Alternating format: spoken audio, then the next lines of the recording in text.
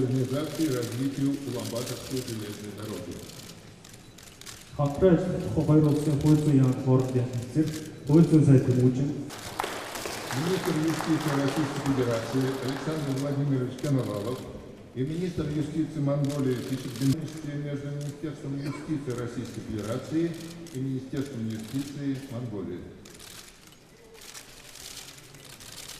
Монгол улсын барилга бод байгуулалтын яам, Орос улсын барилга орон Строительство и градостроительство Монголии. Монгол Оросын эдийн засгийн харилцааг хөгжүүлэхэд хамтран ажиллах хоёр улсын эдийн засгийн хөгжлийн яам хоорондын санаачид эдийн засгийн хөгжлийн сайд бод баяр, эдийн засгийн хөгжлийн яамны төрийн нарийн бичгийн дарга бөгөөд И Министерством образования и науки Монголии в области содействия организации обучения граждан Монголии, вузов-партнеров УАО НК «Роснефть». Монгол улсын иргэний харьяалал шинжлэх төлөвлөгөөний ерөнхий газар, Оросын улсын холбооны шинжлэх төлөвлөгөөний оролцоод санагдчих, иргэний харьяалал шинжлэх төлөвлөгөөний ерөнхий газрын дарга бүрдээр, холбооны шинжлэх төлөвлөгөөний албаны дарга Роман Дановский нар хариуцлага өгнө. Иргэн хүндэт Владимир Владимирович, хүндэт зочид мэдээллийн төлөөлөгчдөө өнөөдөр манай оронд айлчлан ирж байгаа Оросын холбооны улсын ерөнхийлөгч Владимир Владимирович Путинтэй ганцаарчилсан болон өргөдсөн хэлэлцээр хийж хоёр талын сонирхсан асуудлаар нөхөрсөг нээлттэй санал солилцож чухал шийдвэрүүдэд хүрч чадлаа. Монгол улс Оросын холбооны улсын харилцаа бол уламжлалт, нөхөрсөг, найрамдалт харилцаа юм. Энэ харилцаа бол цаг хугацаа түүхэн солилцоор шалгагдсан харилцаа юм аа. Алхмын уулын байдлын ялалтын 75 жилийн өмнө тэмдэглэж байгаа энэ цаг мөчид Оросын холбооны улсын ерөнхийлөгч Владимир Владимирович Путин Монгол улсад айлчлан ирсэн явдалд бид туйлын талархалтай байна. Манай орны хадшгүй дархан байдал, хөгжил цэцгэлтийн төлөө залуу халуун насаа үл хайрлан тэмцсэн Орос Монголын дайчдын түүхэн гавьяаг бид үүр дуусгаж байх болно. Дайчны хөрөлдийн хүчийг бид дэлхийд харуулж чадсан. Монгол улс Оросын холбооны улсын дайчны хөрөлөөр гагнагдсан найрамдал хамтын ажиллагаа нэг цагтч их үтэн байгуулалтад өргөн өргөлж ирсэн юм а. Бид Оросын амт нөхцөлтэйгөө тогтоосон бүтээлч нөхөрсөг харилцаагаа манай хоёр ард түмний нандин олох чухал өв гэж үздэг. Өнөөдрийн таны айлчлалч хоёр орны харилцаанд шинэ хуудас нээж байгааг бид харж байна. Би Владимир Владимировичтэй хоёр орны харилцааны суурь мөн тулгамдж байгаа асуудлууд бол дэд бүтц дамжин өнгөрөх тээврийн худалдаа эдийн засгийн санхүү хөрөнгө оруулалтын хүмүүнлэгийн салбарт болон олон улс бүс нутагт уран талт харилцааны зэрэг өргөн хүрээний асуудлаар санал солилцож тодорхой үр дүнд хүрч чадлаа. Оросын холбооны улсын ерөнхийлөгчийн манай оронд хийж байгаа айлчлал нь цаг шахууч маш өндөр агуулгатай ажил хэрэгж болж байна. Энэ айлчлалын үеэр хоёр орны засгийн газар, яам, албаны байгууллага, хамтарсан аж ахуйн нэгжүүдийн хооронд 15 хэлэлцээ, протокол, санамж бичиг, хамтарсан баримт бичиг гарын үсэг дурлаа.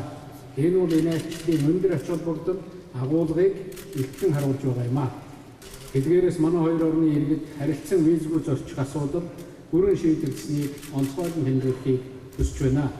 Одоо иргэдтэй хил гайлын үйлчилгээ түргэн шуурхаа чирэгдэлгүй үзүүлж, хоёр талын бомб гарцыг шинжилж, заримынх нь статусыг олон улсын зэрэглэлд хүргэх талаар ажиллах хэрэгтэй байна.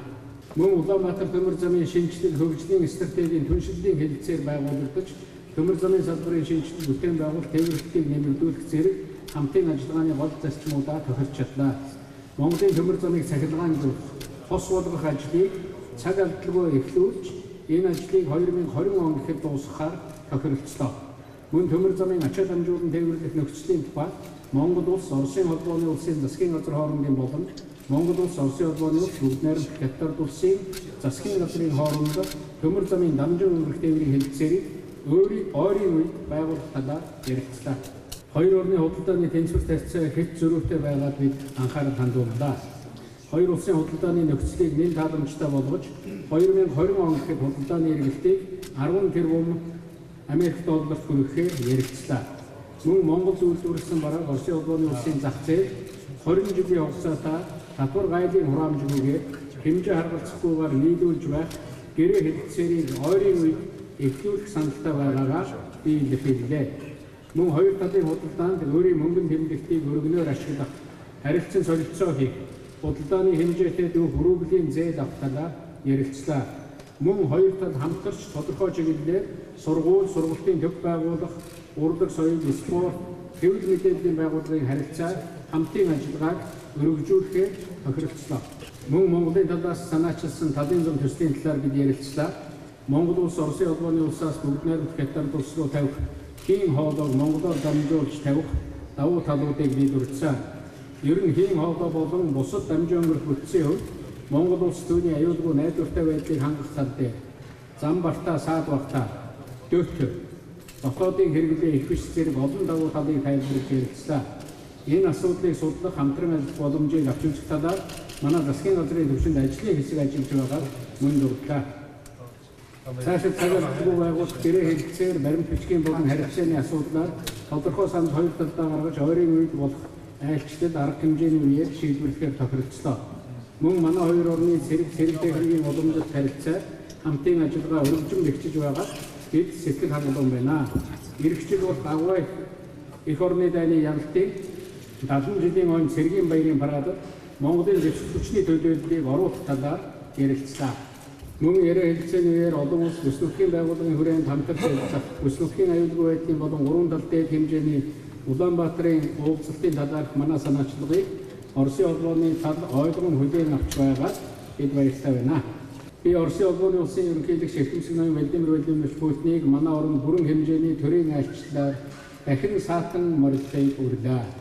Эрхэмсэг ерөнхийлөгч Владимир Владимировичийн энэ удаагийн айлчлал хоёр орны уламжлалт, найрсаг харилцааг улам хөгжүүлэн бэхжүүлэх их хөв нэмэр оруулж хоёр орны харилцаанд шинэ хуудас нээж байгааг би онцлон тэмдэглэж байна. Анхаарал тавьсан баярлалаа. Ноён өдөртөө бидний хийсэн хилцээ болон айлчлал маань бүхэндээ Орос Монголын харилцааны төвхөнд хамгийн чухал үйл явдлын нэг болох Халахын гол хамтран ялалт байгуулсны 75 жилийн хойд зориулсан юм. Ийм хандлагын яруу төвч явуулт энэ түүх зориулсан баяр төслийн арга хэмжээнд байна. Өнөөдөр бид эдгээр зүйлийг олзноо. Хамтан түүхэн байд орсомч өнгөрсөн үеийн баатарлаг хуудсууд бол Орос Монголын өнөөгийн харилцааны өөр хоорондын хүндэтгэл, эд хэлцэл, найрамдлаг үзэл санааны үүднээс хөгжүүлэх сайхан үндэс мөн. Бидний нийтийн зорилт бол Орос улс, Монгол улсын арга түмний тусын тул хамтын ажиллагаагаа цааш хөгжүүлэх тул тодорхой алхмуудыг хийх ялгарлыг ерөнхийдөө бид хоёр хилцээний явцад сан мэдээ байлаа. Хилцээний үр дүнд харуулсан ноён элбэг дорс бид хоёр цаашид ажиллах талаар тодорхой замын зүрх бүтэхийг яамдудаа даалгах болно.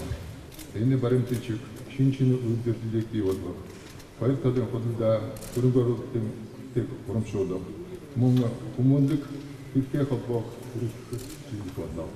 Монгол улсын тээврийн дэд бүтцийг хөгжүүлэх хамтын ажиллагаа идэвхжүүлэхээр бид төлөвлөсөн. Уул уурхайн замбарт хамтын ажиллагааны баялаг туршлага хөрөнгөсөн билээ. Баялаг боловч хүрэхэд хэрэгтэй од газруудыг Монгол улсад ашиглах боломж нэгдэх болно.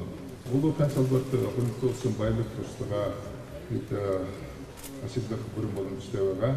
Үүнд Азийн хамгийн том зис молибден үйлдвэрлэгчийн нэг болох бидний хамтарсан эрдэнэ төлбөр дурдж байна. Мөн түнчлэн аль толгойлогч Монгол Улс нефть компаниг дурдж болохгүй. Энэ хоёр компани бол Монгол Улсын бодолын нийт бүтээгдэхүүний 20 хүртэлх хувийг хангаж байгаа бөгөөд тэдгээрийн технологийн дэлгүүрийн шинжилгээг хийхэд төлөвлөж байна.